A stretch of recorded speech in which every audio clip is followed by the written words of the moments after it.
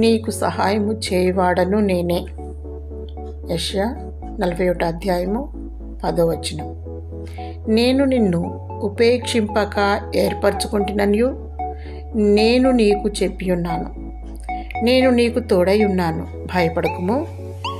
నేను నీ దేవుడనై ఉన్నాను, దిగులు పడకుము. నేను నిన్ను బలపరుతును, నీకు సహాయము చేయవాడను నేనే. నీతి అను నా దక్షిణ హస్తముతో నిన్ను ఆదుకొందును. కరువు కాలములో ఏమి తిందుమో ఏమి త్రాగుదుమో అని ఆలోచించకు, అధైర్యపడకు. నిన్ను పిలిచిన వాడు నమ్మదగినవాడు. నీ చింత యావత్తు ఆయన మీద వేయము. మనుష్యుడు రొట్టె వలననే జీవించడు, కానీ దేవుని నోట నుండి వచ్చి ప్రతి మాట వలన జీవించడు. ఆయన నీతిని రాజ్యమును మొదట వెతుకుము, అప్పుడు అవన్నీ నీకు అనుగ్రహింపబడును. జీవాహారము ప్రభువైన యేసుక్రీస్తే. ఆత్మీయమైన ఆహారము కొరకు ఆరాటపడుము.